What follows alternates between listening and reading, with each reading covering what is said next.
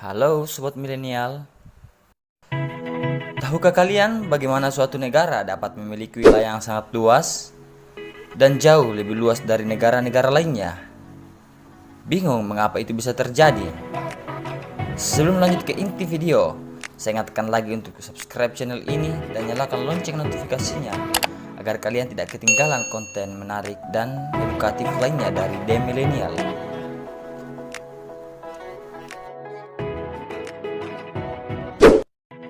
Penting untuk sobat milenial ketahui, awal berdirinya negara Rusia dan diperolehnya wilayah kekuasaan yang sangat luas itu sangat banyak menyimpan peristiwa sejarah yang perlu untuk kita ketahui. Berbeda dengan negara lain, negara Rusia memiliki kisah sejarah yang cukup panjang dan rumit. Mulai dari abad ketiga saat bangsa Viking menduduki wilayah Rusia hingga sejarah runtuhnya Uni Soviet. Dikutip dari Wikipedia, Rusia adalah negara yang memiliki wilayah kekuasaan paling luas di dunia, yaitu dengan luas negara 17.125.200 km persegi, atau 8 kali lebih luas dari Indonesia yang hanya memiliki wilayah seluas 1.919.440 km persegi. Dengan luas tersebut, maka Rusia adalah negara terluas di dunia yang mencakup 1/8 luas daratan di bumi.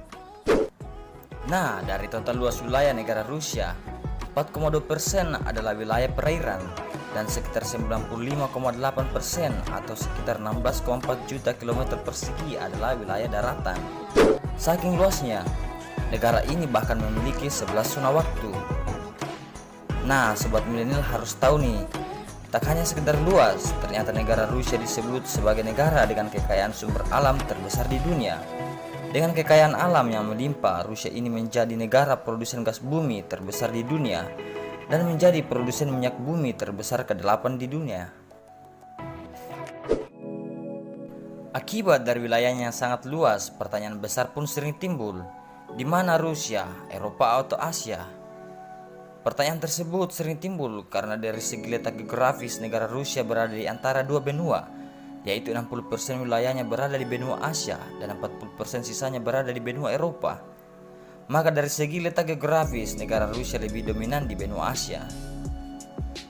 Meski demikian, jika dilihat dari segi penduduknya, lebih banyak penduduknya tinggal di sisi wilayah kawasan benua Eropa, misalnya Moskow dan Saint Petersburg.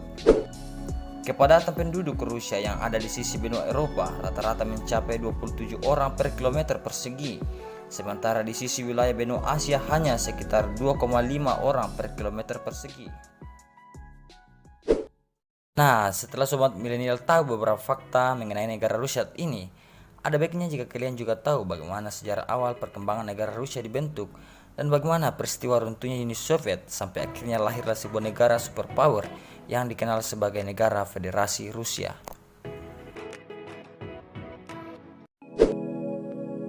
Sejarah peradaban. Jika kalian mendapat sebuah pertanyaan, apakah nama kota paling bersejarah di negara Rusia? Jawabannya adalah kota Novgorod. Dalam bahasa Rusia, kota ini dikenal dengan nama Veliky Novgorod. Veliky yang berarti kota dan Novgorod yang artinya besar baru. Jadi secara harfiah yang berarti kota besar baru. Menurut sejarah, kota ini ditemukan oleh suatu bangsa yang besar bernama bangsa Skandinavia atau yang dikenal sebagai bangsa Varangia pada tahun 862 Masehi, yang dipimpin oleh tokoh semi-legendaris dari bangsa Rus bernama Rurik. Kota ini awalnya adalah rute perdagangan antara bangsa Skandinavia dan Yunani. Namun karena di kota ini tanpa hukum dan sering terjadi pertikaian antara kelompok oleh orang-orang Novgorodian dan komunitas lainnya, maka diundanglah negara Rusia dan bangsanya yang kuat untuk membentuk pemerintahan yang adil.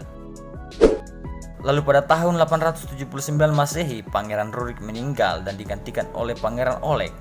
Di masa kekuasaan Oleg, ia berhasil memperluas wilayahnya hingga ke utara yang sekarang bernama Saint Petersburg, hingga jauh ke selatan sekitar 1000 km dari kota Novgorod. Kemudian bangsa Slavia dan Finlandia diajak untuk bergabung dan dibentuklah negara Rus Kiev pada tahun 882 Masehi. Pada abad ke-10 hingga 11, Rus Kiev adalah salah satu negara terbesar dan paling makmur di Eropa saat itu.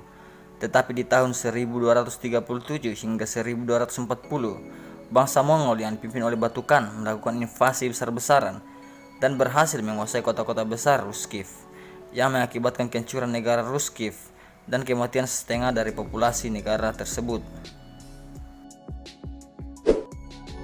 Kemudian di masa pemerintahan Ivan III, wilayah-wilayah yang sempat tercerai-berai berhasil dipersatukan kembali. Ivan III adalah pemimpin Rusia paling lama dalam sejarah negara Rusia, yaitu mulai tahun 1462 hingga 1505. Nah, tahukah kalian lambang elang berkepala dua yang ada pada bendera Rusia saat ini adalah lambang yang dibuat oleh Ivan III sebagai lencana miliknya ketika ia menikahi putri Bizantium bernama Sofia pada November 1472. Runtuhnya Uni Soviet. Negara yang dibentuk pada tahun 1922 yang latar belakangi oleh runtuhnya kekaisaran Rusia pada Perang Dunia Pertama, yaitu tahun 1914 hingga 1918. Di masa itu kekaisaran Rusia mengalami kekacauan, hingga akhirnya Nicholas Tsar II dipaksa turun dari taktanya. Maka kemudian dibentuklah fraksi Sosialis Oktober oleh pejabat sementara. Kemudian dari revolusi tersebut lahirlah negara baru yang dikenal dengan nama Uni Soviet yang tergabung dari 15 negara sekutu. Rusia, Estonia, Latvia, Lituania, Belarus, Ukraina, Moldova, Georgia, Armenia, Azerbaijan, Kazakhstan, Uzbekistan, Turkmenistan, Kyrgyzstan, Tajikistan. Setelah terbentuk, Uni Soviet merupakan salah satu negara adikuasa pemenang Perang Dunia Kedua dan menjadi pusat dari aliansi negara komunis Blok Timur selama Perang Dingin.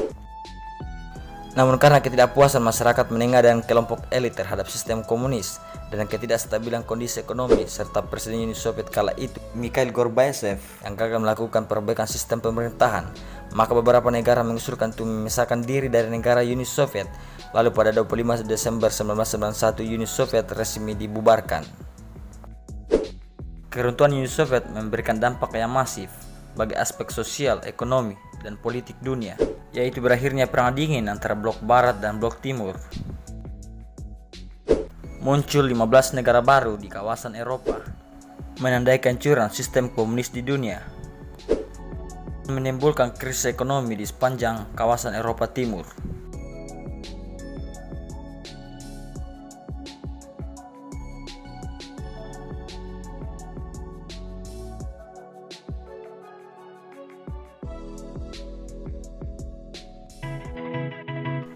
Sekian video kita kali ini. Jika ada pertanyaan ataupun masukan dari kalian, tulis di kolom komentar. Terima kasih dan salam.